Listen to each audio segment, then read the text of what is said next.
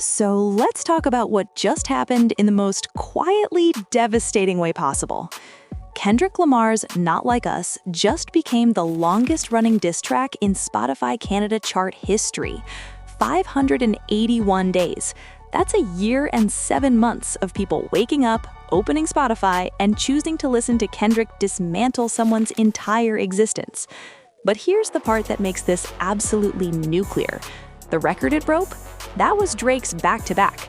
You know, the diss track Drake made that everyone said ended Meek Mill's career?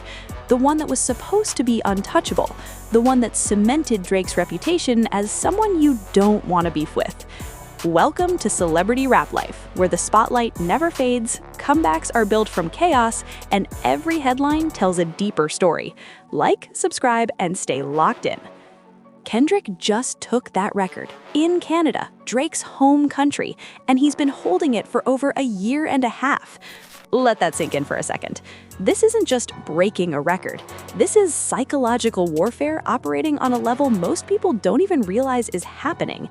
Because here's what 581 days actually means.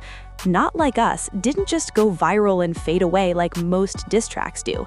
It didn't have its moment and then get replaced by the next controversy.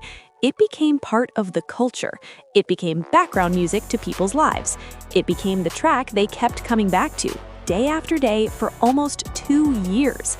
That's not a diss track anymore. That's a monument.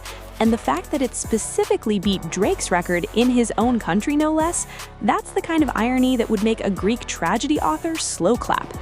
Now, let's break down why this is way more significant than just song stays on chart for a long time. First, consider what Canada represents in this equation. This isn't some neutral territory. This is Drake's kingdom. Toronto is his city. Canada is where his fanbase is the most loyal, the most protective, the most ready to defend him against any criticism.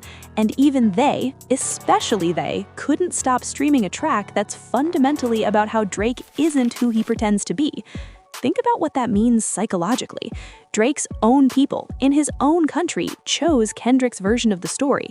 They chose it for 581 consecutive days. That's not defeat, that's deletion from your own narrative.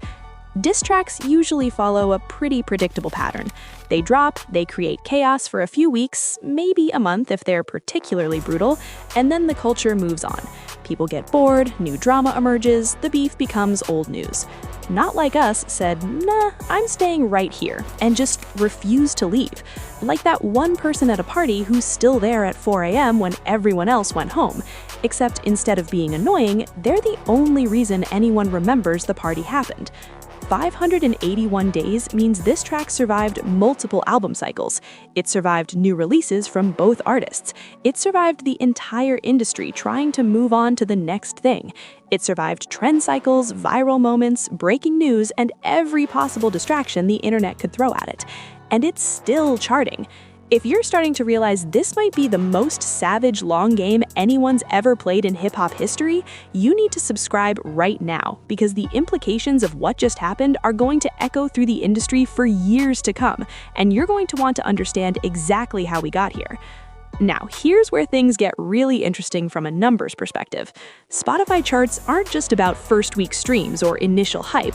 They measure sustained interest, consistency, the kind of cultural staying power that separates moments from movements. For Not Like Us to chart for 581 days in Canada specifically, it means Canadian listeners, Drake's core audience, have been actively choosing this track over and over again. This isn't passive listening. This isn't algorithm recommendations. This is deliberate selection. Every single day for a year and 7 months, enough people in Canada said, yeah, I want to hear Kendrick explain why Drake isn't like us to keep it on the charts. That's not just winning a beef. That's rewriting the entire definition of what winning looks like. But let's talk about the record it broke, because context is everything here. Drake's back-to-back was legendary. It was the blueprint for how to end someone's career with a diss track. The production was smooth, the bars were devastating, the delivery was casual, almost dismissive, which made it hit even harder. It turned Meek Mill into a punchline for years, and it held the Canadian chart record because, of course it did. Drake in Canada is basically royalty. His music dominates those charts like gravity dominates physics. Him having the longest diss track record in his home country made perfect sense, until Kendrick took it. And here's the twist that nobody saw coming. This isn't even close. Not Like Us didn't barely edge past Drake's record by a few days. It shattered it, and it's still going. The gap keeps getting wider, which means every single day that passes, the statement gets louder. Every day the record extends, the message becomes clearer. Kendrick's diss track has more staying power in Drake's own country than Drake's most famous diss track ever did. That's not just winning, that's conquest. Now, let's address the elephant wearing OVO merch in the corner. What does this mean for Drake? On the surface, it's just a chart record, just numbers, just Spotify data that doesn't necessarily reflect real-world impact or career success or anything meaningful beyond people streamed this song a lot. But strip away the corporate speak, and what you're left with is simple.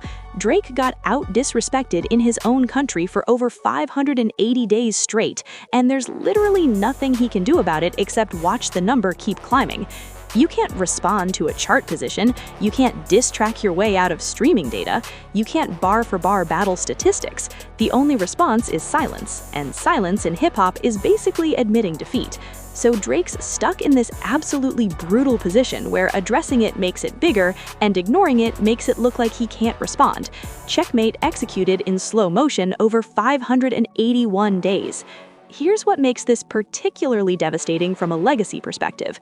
Back to Back was supposed to be Drake's definitive moment, the track that proved he could compete in the diss track arena with the best of them, the song that showed he wasn't just a pop-rap hitmaker, he could get down and dirty when needed. And Kendrick just used Drake's own weapon against him, took the same chart, the same country, the same format, and did it better, for longer, with more impact. That's not just irony, that's poetic justice so perfectly executed it feels scripted. But here's the thing that should make everyone uncomfortable. What happens when a diss track becomes permanent, when it stops being a moment in time and becomes a fixture in the culture? Not Like Us isn't fading, it's not losing steam. 581 days in and it's still relevant enough to chart, which means a whole generation of listeners knows Kendrick's version of Drake as the default version. That's narrative control on a level that transcends music. That's rewriting someone's entire public perception and having the data to back it up. If you want to follow what happens when or if this record finally gets broken, make sure you're subscribed to this channel, because whether this runs for 600 days or 1,000 days, the story of how a diss track became permanent is something you're going to want to witness. Look, records get broken, charts change, numbers fluctuate. That's just how the industry works. But 580 days of charting in your opponent's home country with a track about how they're fake?